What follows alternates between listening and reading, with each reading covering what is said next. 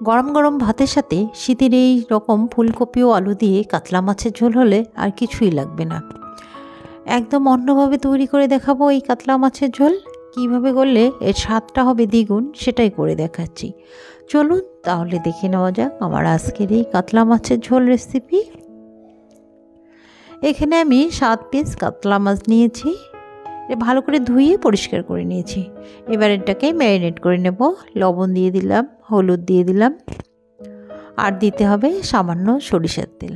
যেভাবে সাধারণভাবে আমরা ম্যারিনেট করি সেভাবেই করব। এগুলো দিয়ে ভালো করে মেখে নিতে হবে। এটা মাখা হয়ে গেছে। এবার আমি একটা মশলা তৈরি করব। একটা বাটিতে কিছু জল দিয়ে দিলাম, আর এখানে 1 ইঞ্চি পরিমাণ আদা আর 3টে শুকনো লঙ্কা, 1 চামচ জিরে। এটাকে ভালো করে আমি 10 মিনিটের জন্য ভিজিয়ে রাখবো যাতে করে নরম হয়। এবারে এখানে একটা মিডিয়াম সাইজের ফুলকপি নিয়েছি। ফুলকপিটা আমি কেটে নেব। ফুলগুলো আলাদা করে নেব ছোট ছোট পিস করে। বড় পিস থাকলে 2 টুকরো করে নিচ্ছি। এবার একটা বাটিতে এটাকে ভিজিয়ে রাখতে হবে। এখানে আমি লবণ দিয়ে দিচ্ছি। জল আর লবণ দিয়ে এটাকে 10 মিনিটের মতো ভিজিয়ে রাখবো। তাতে করে যদি ফুলকপির ভিতরে পোকা থাকে সেটা বের হয়ে আসবে। এভাবে এটাকে ভিজিয়ে রাখলে খুব ভালো হয়। নোংরা যদি থাকে এটা বের হয়ে আসবে। আর এখানে 2টো আলু নিয়েছি। আলু দুটো ছালটা উঠিয়ে নিয়েছি। এবার এটাকে কেটে নেব। এটাকে আমি লম্বা লম্বা করে কেটে নিচ্ছি।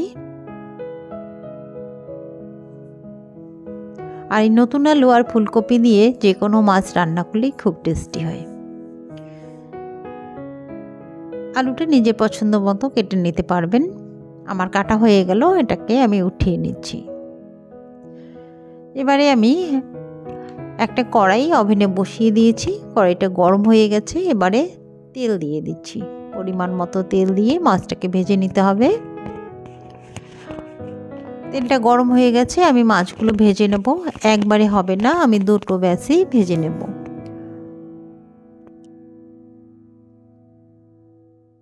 মাছটা কিন্তু আমি ব্রাউন করে ভেজে নেব। একটু কড়া করে ভেজে নিতে হবে। এইভাবে সবজি দিয়ে মাছ রান্না করলে একটু কড়া করে ভেজে নিলে কিন্তু খুব ভালো লাগে।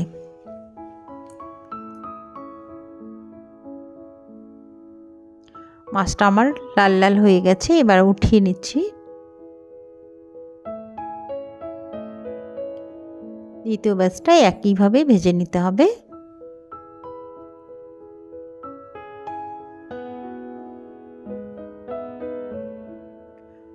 এবারে ওই কড়াইতেই আমি আরও একটু তেল দিয়ে রান্নাটা করব। আর একটু প্রথমে ফুলকপিটা ভেজে নেব। এটাকে আমি 70% মতো ভেজে নেব। একদম 100% ভেজে নিলে পরে কিন্তু ভেঙে যাবে। এটা 70% মতো ভেজে নিতে হবে। এখানে হলুদ আর লবণ দিয়ে ভেজে নেব। লবণ দিয়ে দিলাম আর হলুদ দিয়ে দিয়েছি। হলুদটা মাছের যে হলুদটা ছিল ওতেই কালার হয়ে গেছে। এটাকে উঠিয়ে নিচ্ছি।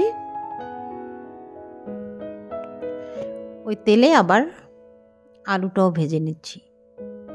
আলুটা যেহেতু ওখানে লবণ দেওয়াই আছে, একটু সামান্য হলুদ দিয়ে দিলাম।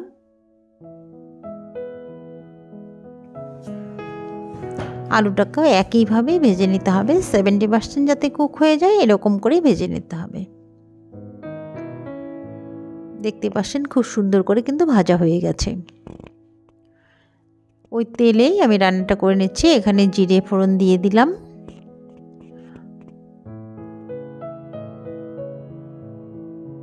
ফোড়নটা ভাজা হয়ে গেছে। 30 সেকেন্ড দিয়ে অপেক্ষা করে আমি এখানে 2টো পেঁয়াজ পেস্ট করে নিয়েছি, সেটা দিয়ে দিচ্ছি। পেঁয়াজটা একটু নেড়ে চেড়ে ভেজে নিতে হবে। তারপর আমি যে মশলাটা ভিজিয়ে রেখেছি সেটা কিন্তু পেস্ট করে নিয়েছি। আদা, শুকনো লঙ্কা আর জিরে। এটা দিয়েও ভালো করে আমি কষিয়ে নেব। এটা দিয়ে ভালো করে কষানোর পরে আমি এখানে 2টো ছোট সাইজের টমেটো পেস্ট করে রেখেছি, সেটা দিয়ে দিচ্ছি। এবারে সবগুলো উপকরণ ভালো করে কষিয়ে নিতে হবে যাতে এর গায়ে কাঁচা গন্ধটা চলে যায়। আর মশলাটাকে ভালো করে কষিয়ে নেওয়ার চেষ্টা করবেন। মশলা যত ভালো করে কষানো হবে রান্নার টেস্টটাও ততটাই হবে। এবার এখানে লবণ দিয়ে দিলাম, হলুদ আর লঙ্কার গুঁড়ো দিয়ে ভালো করে মশলাটাকে আমি কষিয়ে নেব।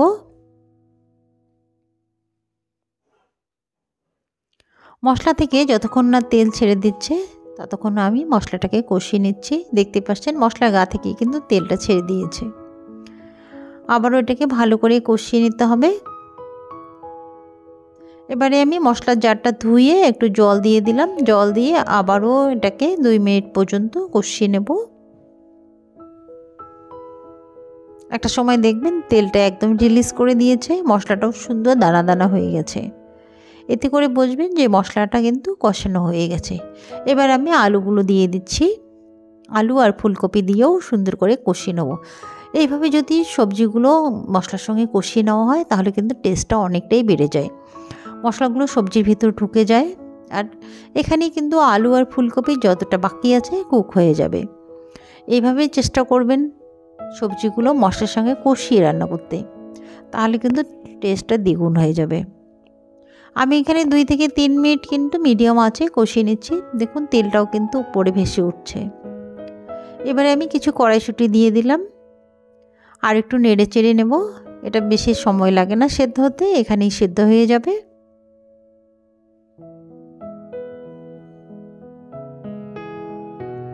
আমার সবগুলো সবজি মশলার সঙ্গে সুন্দরভাবে কিন্তু কষানো হয়ে গেছে।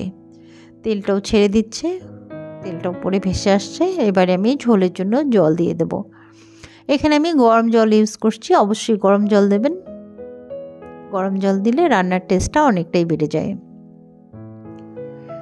ঝোলটা নিজের পছন্দ মতো দিয়ে দেবেন, যতটা ঝোল রাখতে চান ততটাই দেবেন। আমি আর একটু জল দেব।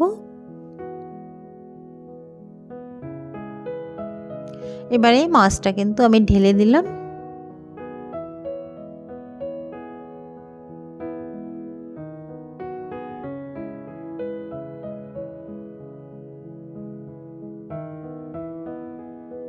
মাছটা দিয়ে জলটা দিয়ে আমি একটু নেড়ে চেড়ে এটাকে ঢেকে ফুটিয়ে নেব।